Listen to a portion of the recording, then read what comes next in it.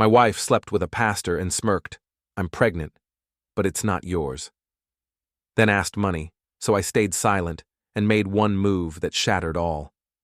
My wife, I'll call her Jen, and I had what I thought was a pretty good marriage for the first 4 years. We met back in college. She was hot as hell and actually seemed interested in my ambitions instead of just looking for a party dude. I was grinding on my business degree while she was doing education stuff. We hit it off right away.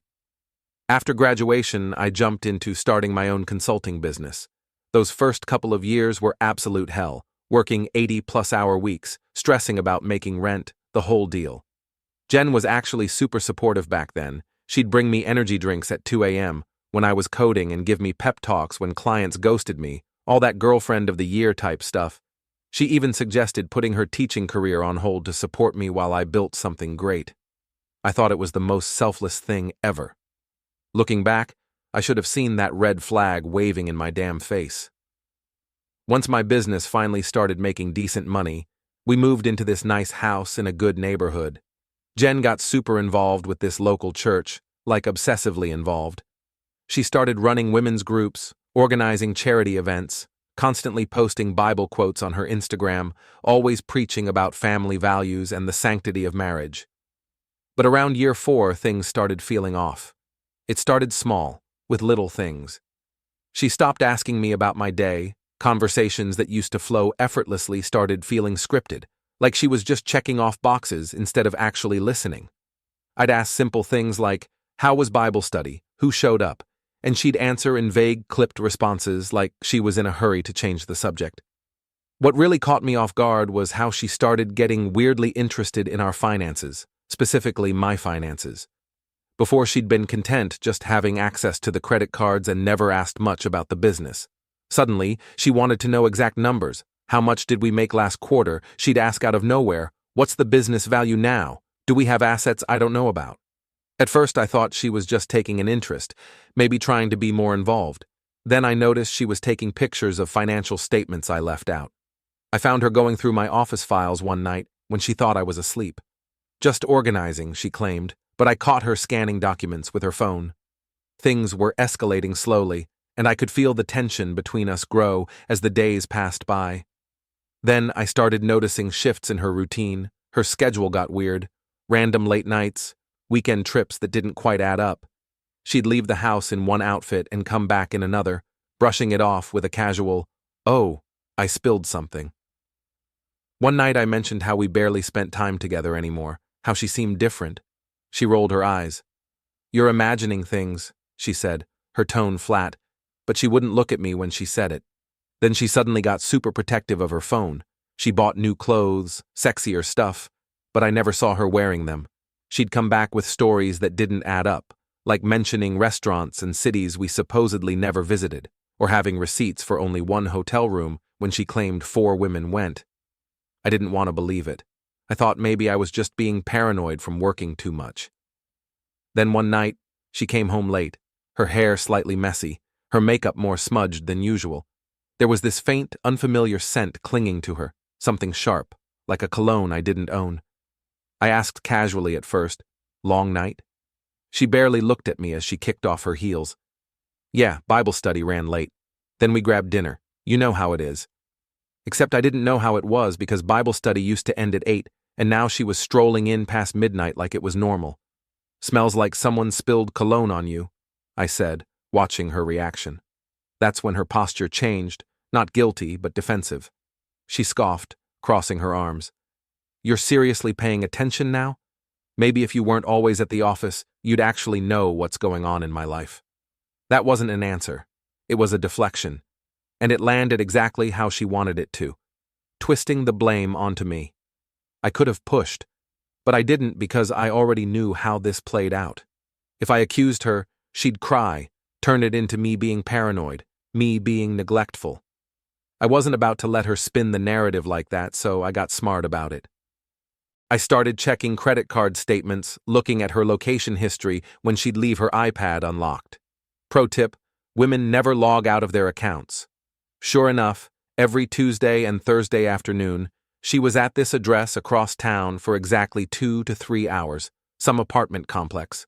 One Thursday, I decided to leave work early, parked across from the complex, and waited. Sure enough, at 2 p.m., sharp, Jen pulled in 10 minutes later. This dude parked next to her. Tall guy, gym bro type with one of those tribal tattoos on his arm, such a cliché. I took pictures of them walking in together, all touchy-feely, sitting in my car, fuming. I watched my wife, a woman I had built my entire world around, walk into another man's apartment with that same flirty energy she used to have with me. My mind was screaming at me to storm up there and break the door down, but I forced myself to stay put, because rage is loud, but revenge is quiet. When she came out 2 hours later, I took more pictures, watched them kiss like they had all the time in the world. Right then, something in me shut off. No more doubts. The woman I loved was dead. The guy's name was Eric. I found that out from her text messages when she left her phone to shower one night. He worked at her church as some youth pastor or something. The irony was too damn thick. I didn't confront her right away. Instead, I gathered more evidence, screenshots of texts, more photos of their meetups, hotel receipts from her purse, even recorded a phone call where she told this Eric dude how she was going to leave me soon, and they could finally be together. But the part that hurt the most wasn't just the cheating. It was finding out how long she had been planning my downfall. I went through her texts with Eric, and what I saw made me physically sick. This wasn't just some spontaneous affair. She had been strategizing for months. I'm waiting for the right moment. He's too busy with work to notice anything. Once I file, I'll push for alimony. He won't see it coming. She wasn't just planning to leave me. She was setting me up to bankroll her new life, laughing with her boyfriend about how she'd secure a soft landing while leaving me high and dry. That's when I decided she wasn't just walking away. I was making sure she left with nothing. I met with my business accountant after hours, kept it casual. Thinking about restructuring a few things, I said, over the next few weeks I made some financial moves, prepaid my office lease for a year, paid down business loans faster, shifted my salary so more money stayed in the company instead of showing as personal income, invested in new equipment, stuff I'd need eventually, but didn't technically need right now. On paper, it just looked like my business was managing cash flow, nothing suspicious, just normal operations that coincidentally made me look a lot less liquid. At the same time, I opened a new personal account at a different bank and started transferring small amounts, nothing crazy, just enough to build a cushion she wouldn't have access to. Everything was above board, fully documented. I wasn't hiding money, I was just making sure she wouldn't get more than she deserved. Then, out of nowhere, she did me a favor. On a random Tuesday, she decided to blow everything up herself. I came home from work and she was sitting on our couch with this weird, smug look on her face. "Mike," she said, "all fake sweet, we need to talk." I knew what was coming but played dumb. "What's up?" "I'm pregnant." We hadn't been together in months, so unless she was carrying baby Jesus 2.0, this wasn't mine. Before I could say anything, she twisted the knife. "But it's not yours. I've been seeing someone else. I want a divorce." She said it like she was ordering takeout, no guilt, no hesitation. 5 years of marriage, and she tossed it away like it was an expired coupon. I could feel the rage bubbling under my skin, my hands flexing at my sides. Every instinct screamed at me to throw the whole damn folder of evidence in her face, to drag her through the mud right then and there. But then it hit me. This was perfect. She had no idea, no clue that I already knew, no clue that I had been watching, documenting, waiting. She thought she was in control, that she was the one ending things. I let a slow smirk spread across my face. I see. That threw her off. She was waiting for me to explode, to beg, to ask who, but I just sat there, calm as ever. She doubled down. "And just so you know, you'll still be paying me alimony. I gave up my career for you, so you owe me." I locked eyes with her. "Jen," I said, "did you really think I wouldn't know about Eric?" The color drained from her face. I chuckled. "Tuesdays and Thursdays, right? 2 to 3 hours, same apartment complex, same parking spot. You didn't even try to mix it up. You really thought I was that stupid?" She stiffened, her jaw tightening. I don't know what you're talking about." "Oh, come on." I leaned back, stretching my arms along the back of the couch like I had all the time in the world. Bible study runs late, huh? That must be a hell of a lesson plan if it requires lingerie in a hotel room. And Eric, I continued. Real winner you picked there. Youth pastor, huh? Wonder how his congregation would feel about him knocking up a married woman while preaching family values. Now she was fully panicking. She sat up straighter, eyes darting around like she was searching for an escape. How long were you going to play me, Jen? I asked, tilting my head. You and your little boy toy were waiting for the right moment, right? Planning to milk me dry before you ran off together. What was it you said? He won't see it coming? Her mouth opened and closed like a fish gasping for air. I didn't let her recover. I stood up. Let me make something very clear. You are not walking away from this as the winner. You are not taking a damn thing from me that I don't let you have. She tried to recover, masking the fear with fake confidence. It's the law, Mike. You can fight it all you want, but you'll lose. I gave her the smuggest smile I've ever given anyone in my life. If you say so, I said simply. She thought she was hitting me with the ultimate power move, but really, she saved me the trouble. All I had to do was smile and let her believe she was in control. Meanwhile, I was already 5 steps ahead. The next few weeks were weird. Jen moved out almost immediately, right into Eric's apartment. She filed for divorce, citing irreconcilable differences. Fancy legal talk for I want to bang other dudes without feeling bad about it. I met with a bunch of lawyers. The first 3 basically told me I was screwed. No-fault divorce state was like their favorite phrase or something. Apparently, the fact that my wife was banging the youth pastor and got knocked up by him didn't mean anything in court. But I kept looking until I found this attorney. I'll call him Paul, who at least didn't sugarcoat things. Look, man, I'm not going to lie to you, he said. You're probably going to have to pay her something, but we can try to minimize the damage. When I showed Paul my financial statements, he raised an eyebrow. Interesting timing on some of these business expenses and restructuring, he said, giving me a look. He didn't say more about it, couldn't legally advise me to hide assets, but I could tell he understood what I'd done. Well, this might help reduce the alimony calculation somewhat, but in this state you're still looking at significant payments. That's when the wheels started turning. The courts might not care about her cheating, but her holier-than-thou church buddies definitely would. I decided to play it cool for the divorce stuff, though. Let her think she was winning, give her just enough rope to hang herself. Court day was surreal. I showed up in my best suit. Jen came in with her fancy lawyer, wearing this modest outfit like she was auditioning for Sister Wives or something. The act was so fake it was almost funny. The judge looked bored as hell before we even started. Jen's lawyer went first, spewing this sob story about how she sacrificed her promising career to support me, how she managed our home while I built my business, how she deserved compensation for her contributions to the marriage. When it was our turn, my lawyer presented the evidence of her cheating, the pregnancy, the fact she was already shacked up with Eric. Her lawyer stood up. Your Honor, let's not forget that we are in a no-fault state, he said so smugly, like those 3 words erased everything she had done. While my client deeply regrets that her marriage did not work out, the law is clear. Marital misconduct is not a factor in determining spousal support. What is relevant is the financial disparity between these 2 parties. Hearing how casually this dismissed everything she'd done made me want to rip the whole damn courtroom apart. She cheated, she lied, she got pregnant with another man's child, and somehow I was still expected to pay her for walking out on me. My lawyer tried to push back, laying out every bit of evidence again, emphasizing how she wasn't just leaving a marriage, she was securing a financial safety net while shacking up with someone else. But the judge just sighed, waiting for us to finish. When it came time for the ruling, he cleared his throat and dropped the hammer. While the court acknowledges Mr. Walker's concerns regarding his wife's infidelity, the law in this state is clear. Spousal misconduct is not a factor in determining alimony. Jen smirked at me from across the room. The judge continued, given Mrs. Walker's financial dependence during the marriage and her current unemployment status, the court finds that she is entitled to spousal support.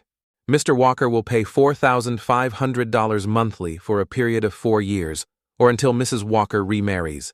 $4,500 a month for 4 years to the woman who cheated on me and was carrying another man's kid. I felt like I was taking crazy pills. But luckily, my financial moves paid off, kind of. Instead of getting stuck with a $6,000 monthly payment, the judge knocked it down to $4,500. Not great, but better than nothing. The best part? Jen and her lawyer had no clue about the cash I still had stashed away, or that my business would magically bounce back once this was all over. As we left the courtroom, Jen couldn't resist being smug. "Eric, told you," she whispered as we passed. "Should have just agreed to my terms from the beginning." Then she had the balls to call Eric right in front of me. "Baby, it's done." "We won," she giggled like some teenager. "He has to pay. I told you the judge wouldn't care about the other stuff." I said nothing, just watched her walk away, thinking she'd gotten away with the perfect scam. But the game was just getting started. I paid the first alimony check right on time. Didn't complain, didn't make a fuss, even sent a polite email, "Payment sent. Please confirm receipt." Jen seemed surprised I wasn't being a jerk about it. Probably expected me to be bitter, to fight, to give her more ammo. Instead, I was playing the perfect ex-husband, courteous, prompt with payments, distant, but not hostile. She had no idea what was coming. See, Jen wasn't just a member of Harvest Community Church, she was their poster child. She led the women's ministry, organized their marriage retreats, stood on stage during services talking about God's plan for holy matrimony. Her dad was a deacon. Her mom ran the Sunday school. The whole family had this perfect Christian image going on, and I knew they'd throw her under the bus the second they found out who she really was. I'd been collecting everything, the DNA test results, the time-stamped photos of her and Eric, screenshots of their explicit texts, hotel receipts, even a recording of her mocking her church friends for being uptight prudes. That one was particularly juicy. I put it all in a nice, professional folder, added a cover letter that was super polite and formal. "To the elders of Harvest Community Church, I regret bringing this to your attention, but as a fellow believer, I feel it's my duty. My former wife, Jennifer Walker, who leads several ministries in your congregation, has been engaged in behavior that contradicts your church's values. I've included documentation of her affair that began during our marriage, resulting in a pregnancy that is not mine, confirmed by DNA testing. Jennifer is now living with this man while collecting substantial alimony from me. I share this not out of spite, but out of concern for the integrity of your ministry. Respectfully, Michael Walker." I dropped the package off early Sunday morning when no one was around, then went home and waited for the storm to hit. The Sunday after I dropped off my little care package at the church, I woke up to my phone blowing up. Text messages from mutual church friends. "Dude, what did you do? Pastor just called an emergency elder meeting before service. Jen is losing it." I just turned my phone off and went back to sleep. It felt amazing, not a lie. Later that afternoon, I got a voicemail from Jen. She was screaming so loud I had to hold the phone away from my ear. "You absolute piece of garbage, how could you do this to me? They kicked me out of women's ministry. My dad won't even look at me. You've ruined everything." I deleted it without calling back. I don't need that negativity in my life. You know? More messages followed throughout the week, each one more desperate than the last. Her church friends ghosted her. Her parents were taking time to pray about the situation. Church speak for, "We're disappointed in you." The Christian school where she volunteered asked her not to come back. Even Eric was getting cold feet. Apparently, he hadn't signed up for all this drama. He thought he was getting a hot wife with a steady alimony check. Instead, he got a social outcast with a baby on the way and a whole lot of baggage. By Friday, he'd kicked her out of his apartment. So much for true love, huh? A week after my evidence drop, Jen was summoned to a formal disciplinary hearing with the church elders. I know because she called me, sobbing, begging me to tell them it was all a misunderstanding. "Mike, please. They're going to publicly discipline me. Do you know what that means? They'll announce it to the entire congregation. Everyone will know. They already know, Jen. That's kinda how church gossip works. My dad might lose his position over this. My family has been at Harvest for 3 generations. Should have thought about that before you slept with the youth pastor." She went quiet for a second. Then, in a small voice, "He's not talking to me anymore." "Who, your dad?" "No, Eric. He said this is too much drama, that I misled him about the divorce being clean and simple. I couldn't help but laugh." "So, Your soulmate bailed the second things got tough? Shocking. I have nowhere to go, Mike. My parents won't let me stay with them. None of my friends are returning my calls. Sounds like a personal problem. Can I come home? Just until I figure things out? The absolute nerve of this woman. It's not your home anymore, Jen. You gave that up when you decided to cheat. She started crying again. Big, dramatic sobs. What am I supposed to do? Get a hotel. You've got alimony money coming in. Figure it out. Then I hung up.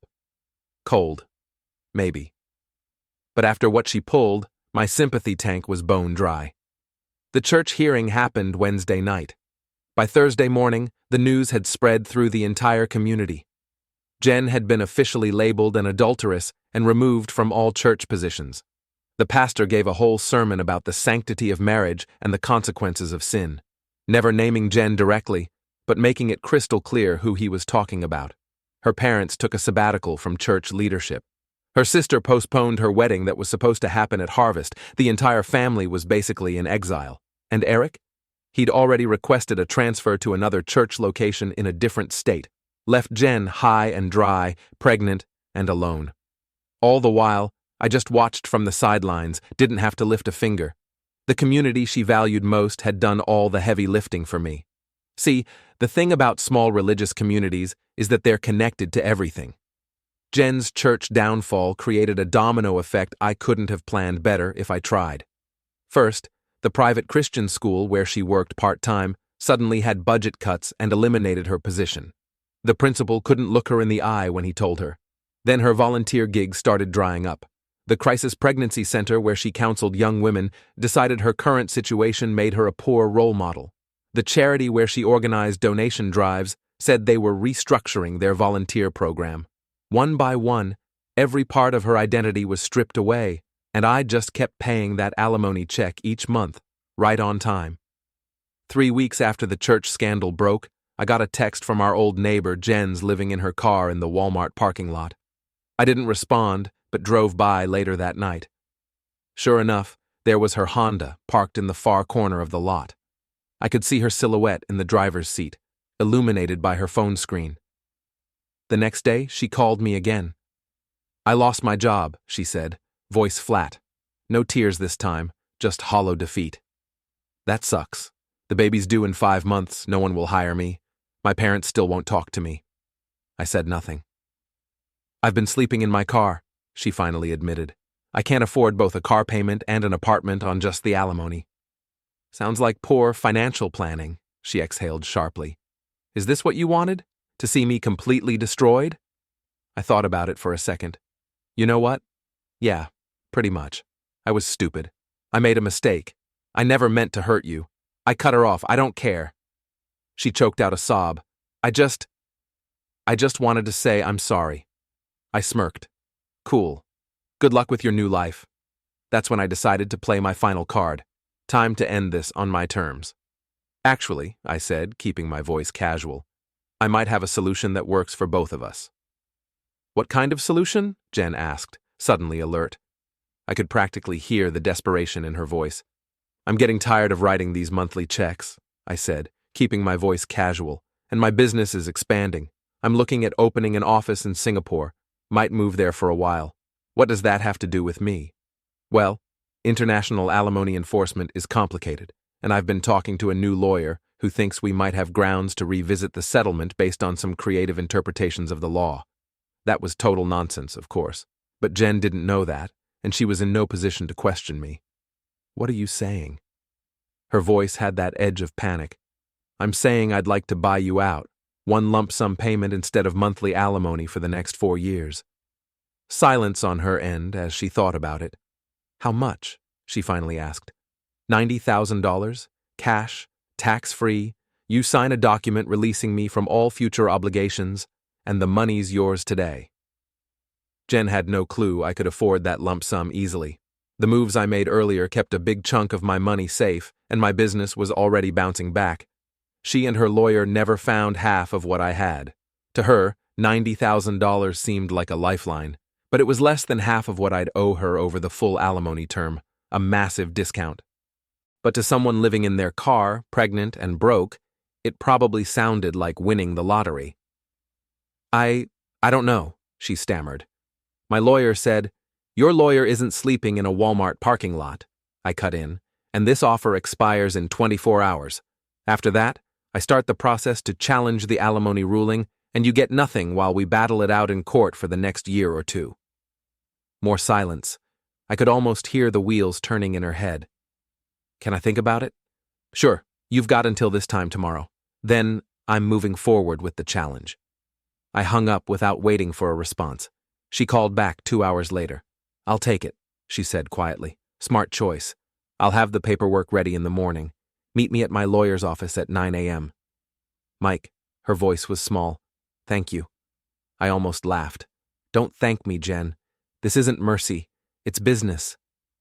The next morning she showed up at the lawyer's office looking like absolute hell. Dark circles under her eyes, hair unwashed, wearing the same clothes I'd seen her in through the car window. My lawyer had the paperwork ready, a complete release of all future alimony obligations in exchange for a one-time payment. I'd already had the cashier's check prepared. Jen barely read the documents before signing. When my lawyer slid the check across the table, her hands trembled as she picked it up. "So, that's it?" she asked. "We're done?" I nodded. "Completely done. I don't ever want to hear from you again." She looked like she wanted to say something more, but instead just nodded and walked out. As the door closed behind her, my lawyer shook his head. "You know, most guys in your position wouldn't have offered her anything. I told him it was worth 90 grand to be free of her forever, and I meant it. The monthly payments weren't hurting me financially, but they were a constant reminder of how she'd played me. Now I was completely cut loose, free to move on without her shadow hanging over me. Besides, I knew Jen. She'd burn through that money in 6 months, and then she'd have nothing. No alimony, no job prospects, no backup plan. Meanwhile, I'd be building my empire, living my best life, and never looking back. I ran into her about 6 months later at a gas station. I didn't plan it, just one of those random things. She looked rough, still pregnant, or maybe pregnant again. I didn't ask and didn't care, driving some beat-up old Civic instead of the nice car she had during our marriage. She saw me filling up my new BMW and kind of froze like a deer in headlights. I nodded at her, just to be civil, you know. She walked over hesitantly. There was awkward silence, then she said, "How are you?" I shrugged. "Business is good. Life is good." She nodded, looking down at her feet. That's good." More awkward silence. "The money's gone," she finally said. "I had to pay off debt, and the rest went to rent and food." I just looked at her. "Not my problem." "I know. I don't know why I'm telling you this." I finished pumping gas. "Well, good luck with everything." I started to get back in my car, but she said, "I'm sorry, Mike. For everything. I really am." I looked at her for a long moment. Was it satisfying to see her like this? Honestly, not as much as I thought it would be. But I didn't feel bad for her either. Too little, too late, Jen. Then I got in my car and drove away. I haven't seen her since. Things for me have been going pretty well. I met this amazing woman. She's incredible. Runs her own marketing agency, works hard, plays hard, and doesn't play games or pull any nonsense. We moved in together 3 months ago. No rush to get married again. Once bitten, twice shy and all that. But I could actually see it happening someday with her. She's the real deal. I tried to stay out of Jen's business completely, but in a town this size, information travels. Plus, we still have some mutual acquaintances who occasionally drop info my way. That $90,000 I gave her? Gone in like 4 months. Apparently she used some to pay off credit card debt I didn't even know about, got a cheap apartment, and blew through the rest trying to maintain her lifestyle instead of adjusting to her new reality. Classic Jen. Never could budget worth a damn. She had the baby. A boy. Eric is legally on the hook for child support, but from what I hear, he's a deadbeat who's always behind on payments. He moved to Ohio, like I mentioned before, and has basically nothing to do with the kid. Guess his calling to youth ministry didn't extend to his own offspring. Shocking. Jen tried to restart her teaching career, but her reputation followed her. No Christian school would touch her, and public schools wanted recent experience she didn't have. Last I heard, she's working at some call center making barely above minimum wage. The real karma is what happened with her family. Her parents eventually forgave her after about 8 months of shunning, but things are still super strained. They help with the baby sometimes, but are always making comments about poor life choices and living with consequences. Her sister keeps her distance, apparently worried Jen's reputation might affect her own standing in the church. Jen tried to rejoin the church community, but it didn't go well. They let her attend services, but she's banned from any leadership roles forever. She sits in the back and leaves right after the service ends. No more women's ministry, no more marriage retreats, no more social status. The ultimate irony? I heard from a mutual friend that she's been telling people she made a mistake and that she should have worked on her marriage. Too late.